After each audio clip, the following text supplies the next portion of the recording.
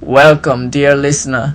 I'm Zayd Haji, author, research student, and founder of IFR and ISR and IGC.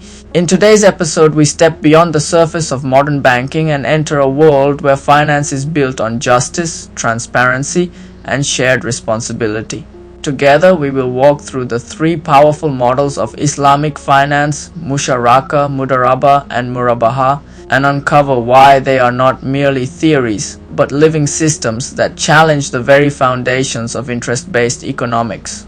Before we begin, ask yourself this: what if the financial system you've trusted your entire life wasn't designed to free you, but to control you? If that question stirs even the slightest discomfort, stay with me, because in the next few minutes you will discover a way of financing built not on exploitation, but on justice, partnership, and real value. Once you understand these three models, you will never look at money or debt the same way again. Let's step inside the grand marble entrance of Abu Dhabi Islamic Bank, ADIB, and imagine opening three distinct doors, each leading to a powerful pillar of Islamic finance and Islamic banking. In this world, concepts like Musharakah, Sharia-compliant finance, and Islamic loan without interest are not theoretical ideas but living, breathing realities woven into the daily operations of a modern Sharia banking system. Unlike conventional institutions, this Muslim bank operates under a framework of Islamic economics and Islamic banking and finance, where every Sharia loan, Islamic finance loan, and halal financing product, whether provided by Abu Dhabi Islamic Bank, the Islamic Development Bank, or any other Sharia-compliant bank, is built on partnership, asset-backed value, and shared risk. From Islamic share market investments to Sharia funding initiatives, the Islamic banking system replaces the machinery of interest with a transparent, ethical alternative that empowers individuals and transforms economies. It is in this world that the Muslim banking system offers Islamic loans, Islamic business financing, and Islamic loan systems without interest, ushering in a new era of fairness and financial justice. Imagine standing at the edge of a vast unexplored marketplace, one where every transaction is rooted not in speculation or hidden interest, but in trust, shared vision, and ethical purpose. Three doors appear before you, each representing a powerful force reshaping Islamic finance. Behind the first door is Musharakah, a partnership forged by equals. In this realm, all parties bring their own capital, commit to the same dream, and shoulder responsibility together. Profit is not taken, it is earned collectively, and loss is accepted according to the contribution made. Each partner plays an active role, making decisions, guiding the venture, and sharing in the risk just as much as the reward. It is more than financing, it is a joint mission. The second door opens into the world of Mudharabah, a delicate yet dynamic equilibrium of capital and talent. Here, one party steps forward as the financier, entrusting their funds to the entrepreneur, whose only resource may be skill, knowledge, and relentless effort. They do not share the burden of money, but hold all the responsibility of management in their hands. Together, they agree on how the profit will be divided before the journey begins. And if misfortune strikes, the financier absorbs the financial loss, while the entrepreneur loses only the time and effort invested. It is not mere cooperation, it is a profoundly fair alliance that values both wealth and human capability. Finally, the third door reveals Murabahah, a different kind of transaction built not on speculation but on transparency and tangible value. The financier steps in first, purchasing the exact asset requested. Once secured, the asset is sold to the customer at an openly declared price that includes a clearly defined markup. There is no ambiguity. The customer knows from the outset what the cost is and what the profit margin will be. The moment ownership changes hands, so does responsibility. This is not a loan disguised as help, it is a truthful, asset-backed sale that creates trust through clarity and ensures that every party knows exactly what commitment they are making. Ask yourself, if the system is exploiting you, would you even notice? Stay with me. The next part may shatter everything you've assumed about money and debt. At the heart of all three, Musharakah, Mudharabah, and Murabahah, is a singular, deeply compelling truth. Wealth and faith are not separate forces. They are designed to work together. Risk is shared with integrity, profit is pursued with conscience, and transactions are carried out in such a way that no party is exploited, deceived, or left behind. Once you step fully into this paradigm, you realize something shifts inside you. It is no longer a question of whether these models work. It becomes a conviction so firm, so psychologically undeniable that this is how finance must be. Imagine for a moment that purchasing a home is no longer an act of submission to a faceless financial system, but a transaction rooted in transparency, dignity, and shared value. Instead of being handed a loan burdened with interest that quietly compounds with each passing month, you enter into a clearly defined agreement, one in which real assets, not hidden rates, form the foundation of the exchange. This is the essence of the Murabahah, cost-plus financing model. In this model, the bank doesn't lend you money and then retreat into the background to watch interest accumulate. It steps into the marketplace first, purchases the property on your behalf, and then sells it directly to you. But it does so with absolute clarity. The purchase price, say 50 lakh, is openly declared. The selling price, 55 lakh, is equally transparent. The difference is the bank's profit agreed upon upfront. There is no interest, no silent escalation, no hidden penalties waiting to emerge over time. Instead, you agree to repay the exact amount, 55 lakh, in fixed installments spread over a period such as 10 years. What may look like a simple transaction is in fact a profound realignment of how finance should work. The bank's profit is embedded in the value of the property itself, not in the passage of time or in the borrower's vulnerability. This is not a loan masquerading as assistance. It is a genuine buy and sell transaction grounded in real-world value. This principle applies across Islamic financing models. In Musharakah, the bank earns profit through rent on its share of the property, a return aligned with the evolving value of the asset, not with an abstract interest rate. In Murabahah, the profit comes from the markup on the selling price, again tied directly to the tangible asset.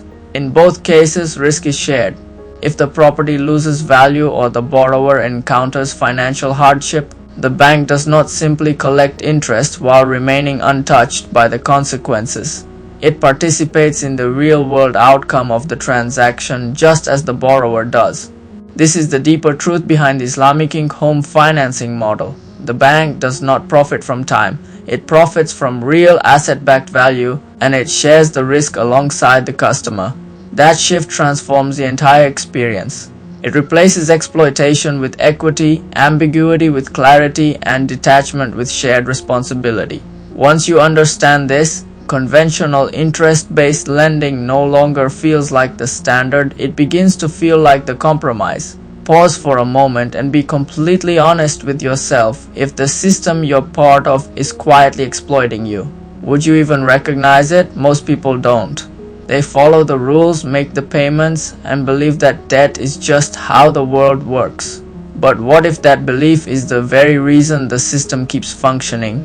If that makes you even slightly uncomfortable, good, it means you're waking up. Stay with me. What comes next will challenge everything you've been conditioned to accept about banking, wealth, and fairness. Imagine 3 doors leading into 3 very different financial realities, all grounded in ethics, transparency, and shared responsibility. You step through the first door and enter a world called Musharakah.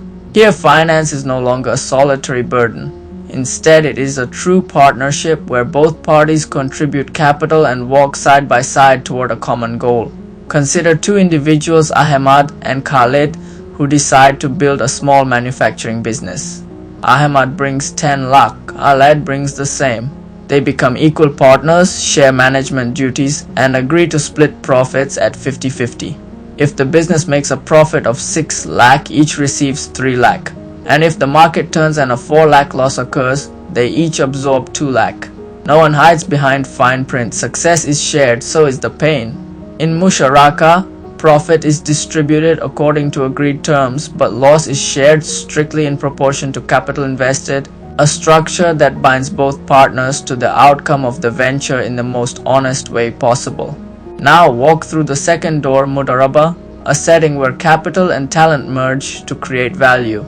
Imagine a banker named Zain who has 20 lakh and a young entrepreneur named Salman who has money but a powerful new app idea. Zain agrees to provide the full funding while Salman provides all the technical expertise and operational effort.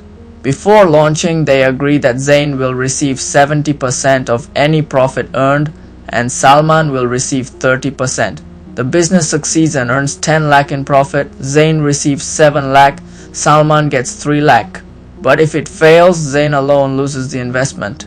Salman simply walks away with no profit and the loss of his time and effort. Mudharabah is not charity, it is a high-trust alliance in which profit is shared, but financial loss falls strictly on the provider of capital. It recognizes the value of human effort and human skill as an asset in its own right. Now open the final door, Murabahah, where a completely different approach awaits. In this world, you don't borrow money. The bank walks into the market on your behalf, buys the exact asset you need, a home, a property, even inventory, and then sells it to you at a clearly stated markup. For example, the bank purchases a property for 50 lakh and sells it to you for 55 lakh, telling you from the very beginning that the 5 lakh difference is its profit. You repay this amount in fixed monthly installments over an agreed period, say 10 years. It is neither loan nor interest. It is a transparent buy and sell transaction in which the bank's profit is derived from a real asset rather than the passage of time. Before we close, don't forget, knowing the truth means nothing if you keep living the lie. Stay with me till the end. This final insight may change how you handle your money forever. A conclusion, the lesson you must never forget. These three models, Musharakah, Mudharabah, and Murabahah, teach one unforgettable truth about Islamic finance. Real wealth comes from value and shared responsibility, not from exploiting time or vulnerability. In Musharakah, profit and loss are shared because capital is shared. In Mudharabah, knowledge and effort are elevated alongside money and profit is earned accordingly. In Murabahah, value is created through real assets and transparent trade instead of hidden interest. Together, these models form not just a system of finance but a philosophy of dignity, fairness, and ethical cooperation. Once you truly absorb this ethos, interest-based lending begins to feel not just inefficient but fundamentally unjust. As you step out of the Islamic Bank and reflect on what you've just witnessed, Musharakah's spirit of shared ownership, Mudharabah's alliance of capital and human talent, and Murabahah's clear and transparent asset-based trade, a quiet realization begins to crystallize. All three models revealed a radically different way of interacting with money. They demonstrated that wealth can be built through partnership instead of exploitation, through shared responsibilities instead of unilateral demands, and through real assets rather than abstract interest. And then a second, deeper recognition follows. The conventional financial system we have grown accustomed to begins to look less like progress and more like an intricate trap. The endless cycle of borrowing, paying interest, and falling further into debt is designed to simulate growth while it quietly corrodes the real economy. The longer you think about it, the more you see that interest is not just a fee. It is a mechanism that keeps people and entire societies dependent and constrained. Suddenly, Sharia-compliant finance is no longer simply another option. It becomes an entirely different way of seeing wealth. Instead of draining the financial strength of individuals through interest, it reinforces the real economy through partnership, fairness, and shared risk. It creates conditions in which inflation can be controlled and where ordinary people are not crushed under the relentless expansion of debt. This is the true power of Sharia law. It does more than provide financial solutions. It rewires our understanding of value, wealth, and justice. It aligns the interests of the rich and the poor, the financier and the customer, in a manner that strengthens social cohesion and long-term stability. Rather than extract wealth through interest, it distributes value through mutually beneficial participation. And so, as you walk down that same busy street, the solution to the financial challenges facing India and countless other nations becomes strikingly clear. The answer is not to keep feeding the machinery of debt and interest. It is to embrace a system that honors real wealth, shared responsibility, and the well-being of all.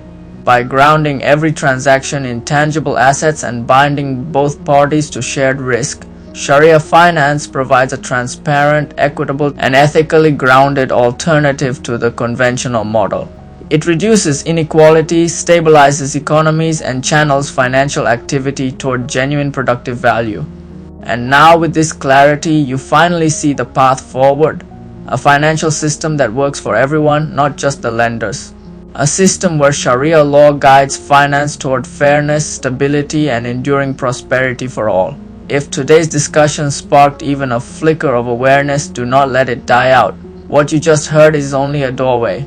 The invisible debt tech takes you fully inside, exposing how the interest-based system silently enslaves nations, families, and individuals, and showing the only principles capable of breaking the cycle. This is not just a book, it's a warning, a roadmap, and a shield. Own it, study it, share it. Available now as an ebook on Google Play Books and Amazon Kindle. Also in paperback on Amazon India and Flipkart. Visit zaydhaji.com or zaydalhaji.com and equip yourself before the next cycle begins. This is Zayd Haji signing off, and I hope today's journey has opened your eyes to a financial reality rooted in faith, fairness, and genuine value. Musharakah, Mudharabah, and Murabahah are more than contracts. They are proof that prosperity doesn't have to come at the cost of someone else's suffering. May these principles guide your decisions and protect you from the cycles of debt and deception. And next time, may the Almighty grant you clarity, strength, and protection on this path.